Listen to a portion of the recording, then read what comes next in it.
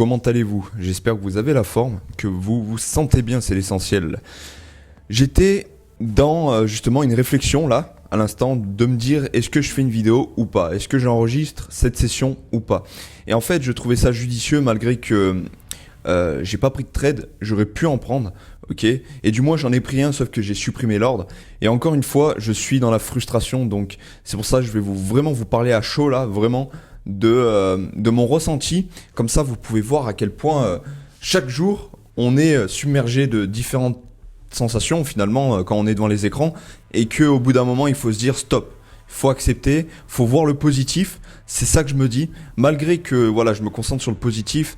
Je ressens quand même, encore une fois, cette frustration, pardon, et je voulais la partager avec vous pour que, si jamais un jour vous ressentiez la même chose, que vous vous dites, ok, je suis ce youtubeur et je me souviens de cette vidéo où il lui arrivait exactement la même chose. Maintenant, je sais qu'il en vit à 100%, bon, ça sera dans quelques mois, etc.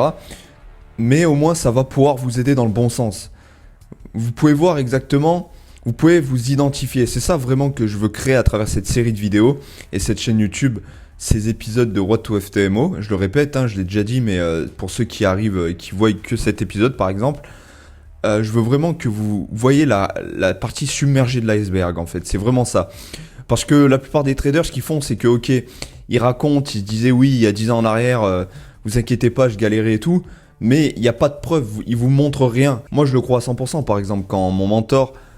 durant les sessions de coaching, nous disait j'ai mis 6 ans pour réussir à vraiment me réveiller et d'arrêter de faire de la merde, etc.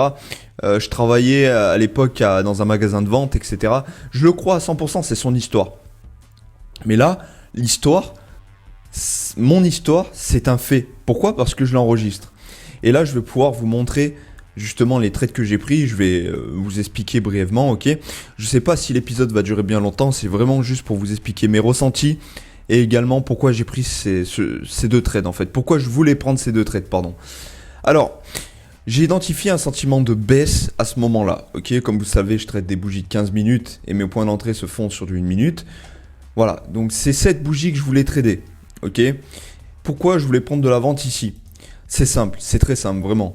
À la base, mon scénario c'était de l'achat. J'attendais que ma bougie perfore justement mon niveau clé. D'ailleurs, je vais sortir, je ne l'ai pas encore tourné, la vidéo sur les niveaux clés et les chiffres ronds. Et sauf que ça ne l'a pas fait. On vient dessus, on le rejette. Ok, premièrement. Donc là, il y avait un setup, mais ça ne respectait pas mon plan. Donc c'est pas grave, ça, je m'en suis pas voulu. Ensuite, ce que j'attendais, c'est potentiellement une petite bougie qui vienne clôturer au-dessus. Comme ça, au moins, eh bien, j'avais de la marge pour pouvoir aller chercher le plus haut, là, les 1.00. Ça, c'est vraiment un niveau clé super puissant. On peut voir que ça l'a bien rejoint dans le passé. Bref.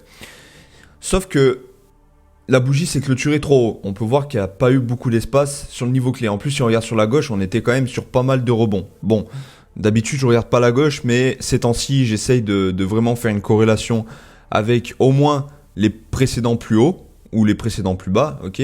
Pas dézoomer, ça je le ferai jamais parce que déjà je vous ai enseigné ça, de zoomer le graphique, et ça ne sert à rien de zoomer dans le passé. On sait que si le prix a réagi 3 fois ici, dans le passé, c'est sûr qu'il y a une zone aussi où le prix a réagi. Faut pas se submerger de trop de détails. Voilà, ça vous l'avez compris à travers mon approche. Donc, une fois que j'ai vu ce sentiment de baisse, on peut voir que le prix a rejeté mon niveau clé, les 0,99 ça a clôturé en dessous. Et bien là, d'ailleurs je vais supprimer les dessins, hop. Et bien là, comme vous pouvez le voir, le prix n'a pas laissé une grosse mèche. Si je vais sur mon 1 minute... Bon, sur du 1 minute, la structure était parfaite. On peut voir une structure haussière, on peut voir un retournement potentiellement. J'adore ce genre de structure. Ok, plus haut, plus bas, plus haut. Et puis là, plus bas, plus haut. Hop. Puis là, on peut imaginer un retournement. Ça, c'est des règles de base de la structure. Et donc, là, vu qu'il y a ma clôture, moi, j'attendais une mèche assez conséquente. Donc, au moins que le prix clôture avec une bougie de 1 minute ici. Ok, pour ensuite avoir le temps de placer mon buy stop. Sauf que ce qui s'est passé, c'est que c'est juste venu former une mèche, ok, une toute petite mèche. Et là, ce que je me suis dit, c'est est-ce que je prends le trade? Qu'est-ce que j'ai fait? J'ai placé mon sell stop ici et je l'ai coupé avant qu'il se déclenche, comme un con. Mais vraiment, je regrette, mais vous pouvez pas savoir. Encore une fois, est-ce que c'est vraiment judicieux de regretter ou pas? Je ne sais pas parce qu'en fait, ce genre de configuration, j'ai pas l'habitude de le prendre. Je me suis toujours dit qu'il fallait au moins qu'il y ait une bougie qui vienne vraiment former la mèche. Ok, là en l'occurrence, ça a fait une toute petite mèche, donc c'est pour ça que j'étais pas confiant. Je peux pas m'en vouloir pour ça d'un côté. Ça aurait fait un trade magnifique. Maintenant que j'utilise les niveaux clés, les chiffres ronds, bah on aurait pu déjà avoir un TP ici au 99 500. Mon deuxième TP ici, et puis bon là je pense que j'aurais coupé 8,51, mais bon si on actionne justement le trade, ok, là il y a eu un autre setup, c'était c'était pas là, c'était pas tout de suite, c'était 28-29, ok c'était ici, pareil, j'attendais une petite phase de retracement, le prix, qu'est-ce qu'il a fait? Boum, ah non, autant pour moi, c'est pas là, c'était ici pardon, voilà, c'était juste ici. 14, ok. Là, je voulais prendre mon deuxième trade parce que c'était la clôture M15. Malheureusement, vous voyez que boum, directement, il est parti, sans moi. Mais encore une fois, c'est pas grave, je peux pas m'en vouloir. J'ai pas l'habitude de ce genre de configuration. Et puis voilà quoi. Bref. Bon, du coup, je vous reprends et vous allez rigoler. Franchement, vous allez rigoler au plus profond de vous-même parce que pour la 3e fois de la journée, j'ai loupé mon trade. Dans le sens qu'à une validation prête, ok, à une confluence près, je l'ai loupé. Ça n'a pas respecté et il est parti sans moi.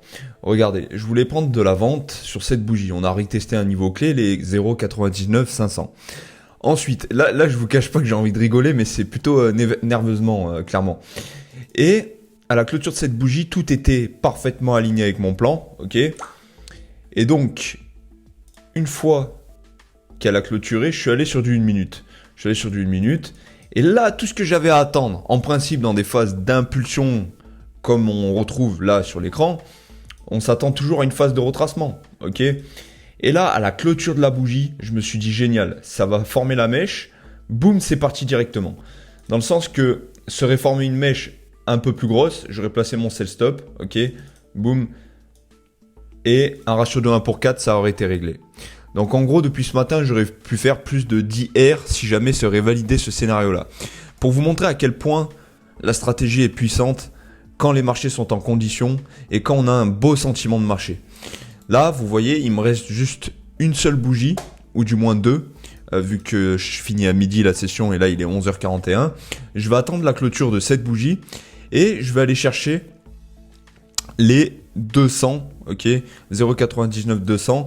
C'est-à-dire que si ma bougie se clôture comme ça sur toutes mes paires, les 3 paires que vous voyez à l'écran, et bien là, à partir de ce moment-là, je pourrais prendre un trade à condition que ça forme une belle mèche. Ok. Si pour la 4e fois ça forme une toute petite mèche, bah là, ouais, au moins je pourrais me focaliser sur le positif, me dire que depuis ce matin, je vise que des bons trades, quoi. Voilà. On va se réconforter comme ça. Vous voyez, le premier trade que j'ai pas pris du coup parce qu'il est parti sans moi, il se situait en haut. Donc imaginez quelqu'un qui a la capacité de laisser tourner. J'utilise des tout petits stop loss. Il laisse tourner un maximum. Vous voyez à quel point ça peut être puissant. Je dis pas que je l'aurais laissé tourner jusque là. Mais par exemple pour quelqu'un qui se sent capable de le laisser tourner jusque là. Imaginez, vous savez tous les gens qui parlent de la SMC avec leur risk reward de malade où il faut faire plein d'analyses. Là il y a les prises de liquidité, là il y a plein de choses. Mais en fait, tout ce charabia, vous pouvez faire autant de risk-reward avec mes points d'entrée, avec ma stratégie. Donc, ça, c'est pas ma stratégie, je le répète, je sais pas pourquoi je dis ça, mais en tout cas celle que j'ai appris. Parce que ça se base sur... En fait, toutes les stratégies se basent dans des bougies. Ça, je le répéterai jamais assez. Après, chacun emploie la manière qu'il veut, et chacun croit au concept qu'il veut. Mais en tout cas, pour moi, je veux pas me compliquer la tête, je suis quelqu'un de fainéant de base. Donc, si en plus, il faut que je contrôle mes émotions, si en plus, il faut que je sois un maître des points d'entrée et qu'il faut que je fasse des analyses de A à Z avec tel niveau clé, tel niveau d'imbalance, tel niveau de liquidité, bah je m'en sortirai pas. Honnêtement, hein, franchement, mes respects à ceux qui le font, mais je m'en sortirai clairement pas. Donc voilà, il reste 1 minute 55. Pour l'instant, tout coordonne avec mon plan. Bah vous savez quoi, je vais rester avec vous. Je vais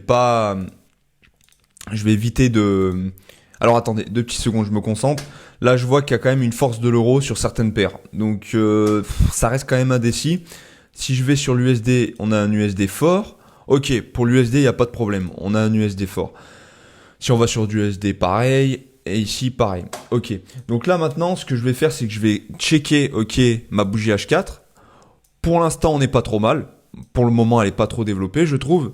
Ma bougie H1, comment elle se trouve? Pareil, par rapport à la précédente baissière, bon, le corps est encore assez restreint.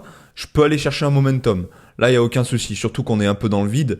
Après cette grosse phase de market extension, juste là, on peut s'attendre vraiment à l'inverse, que la bougie suivante coule, ok? Donc pour le moment, je me fais pas trop de soucis. Ok, donc je vous reprends. J'ai laissé passer un peu de temps. Je suis allé me calmer un petit peu, honnêtement, parce que j'ai pas su gérer mes émotions. J'étais limite euphorique, en fait. Ça aussi, voilà. Quand j'ai des moments sombres, je vous le transmets. Quand j'ai des moments d'euphorie, je vous le transmets aussi. Je pense vraiment que cet épisode va être le meilleur depuis le premier, ok? Là, on doit être au quatrième, si je me trompe pas. Et pourquoi c'est le meilleur? Je le classe en tant que meilleur. Bah parce que c'était une vraie bataille. Ce fut une vraie bataille, cette session, mais vraiment. Parce que ce matin, j'étais à un stade, après avoir loupé les deux pertes, comme vous avez pu le voir, de me dire, ok, est-ce que ça serait pas judicieux si j'arrête mon trading? En fait, oui, ça aurait été judicieux, parce que justement, je me suis laissé affecter par ça. Par contre, un trader avec beaucoup plus d'expérience que moi, il sait très bien que c'est juste des trades loupés, que sa session de trading n'est pas terminée, donc il ne se laisse pas affecter par ça. Et il reste, si sa session c'est de 8h à midi, il reste jusqu'à midi. C'est tout. Même si il n'a pas pris de trade, il a loupé des trades. Dès qu'il voit un setup, il le prend. Et là, c'est exactement ce que j'ai su faire. Donc ça prouve bien qu'il y a quelque chose à faire. Il y a vraiment quelque chose à faire. Alors, est-ce de la chance ou pas? Peut-être qu'il y a une part de ça, parce que bien sûr, même en respectant son plan, les trades ne sont pas toujours gagnants. C'est juste qu'aujourd'hui, j'ai pu identifier vraiment que le marché était incroyable. Vraiment. Que ça soit au niveau structure, vous pouvez voir même sur du 1 minute, une belle structure. C'est aéré, ok. Il n'y a pas 36 000 mouvements, il n'y a pas 36 000 mèches. Et au niveau des impulsions, c'est-à-dire du volume, du sentiment du marché, on peut voir que dans les impulsions, on a de belles impulsions, de beaux retracements. Boum, impulsion, etc. Et ça, depuis ce matin, vous pouvez le voir, hein, regardez. De là, boum, jusqu'ici. C'était vraiment magnifique. Et donc, j'ai pris ce trade, du coup, à la fin du run, hein, finalement, parce que depuis ce matin, le marché fait que chuter. Mais pourquoi est-ce que je l'ai pris? Ben, on va tout simplement voir ça ensemble. Sur du M15, ok, premier trade loupé, parce que tout simplement, le prix n'a pas formé une mèche assez conséquente. Vous pouvez le voir juste ici. Up, juste là. Maintenant, je me suis dit c'est pas trop tard, parce qu'on a encore rejeté le niveau clé, et notre prochain niveau clé, il est ici, les 0,92-200. Donc ce que j'ai fait, c'est que tout simplement, vu que tout était coordonné avec mon plan, bah, comme vous pouvez le voir, j'ai pris le trade à la mèche, et là, cette fois-ci, je me suis pas laissé avoir. J'ai pas attendu par peur, ok, dès que mon prix a augmenté, parce que, encore une fois, je savais que le sentiment du marché était puissant, qu'il n'y avait aucun doute.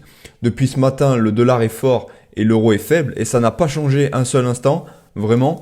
Donc ce que j'ai fait, c'est que j'ai directement placé mon sell stop, boum, c'est venu le déclencher. Là, j'avais pas moyen de faire marche arrière, je pouvais pas le couper maintenant, c'était juste hors de question. Et en fait, il est parti directement dans mon sens. Malheureusement, je l'ai coupé à 50% vers là, par émotion. Bref, c'était de l'euphorie, clairement. Du coup, ce qui s'est passé, c'est qu'une fois qu'il est arrivé vers là, je l'ai coupé. Et ça m'a fait plus 3% à peu près. Donc là, sur mon test, je suis à plus 6%. C'est encourageant. Il me reste jusqu'au 20 octobre, on est le 5. C'est vraiment encourageant. À moi de tenir mon plan, de me dire, j'ai le temps, pas de précipitation. Et puis, ça va le faire. 4%, c'est faisable. Vous ne pensez pas? Donc, on va voir. Pas de prise de tête, on ne sait pas ce que réserve le futur. Et dans tous les cas, je vais continuer à persévérer. Vous avez l'exemple même de la persévérance dans cette putain de vidéo. Vraiment. Donc s'il vous plaît, vous me ferez plaisir. N'hésitez pas à partager cette vidéo, à commenter, à la visionner du début à la fin si possible. Je sais que ça en fait beaucoup. Mettez en x2 si jamais c'est trop long pour vous. C'est bien aussi le x2. Moi, c'est ce que je fais la plupart du temps. Ou 1,25 ou 1,75. Donc sur ce, je vous souhaite bon courage pour vous et votre expérience dans le trading, pour vos objectifs. Et je vous dis à la prochaine vidéo. Ciao, ciao.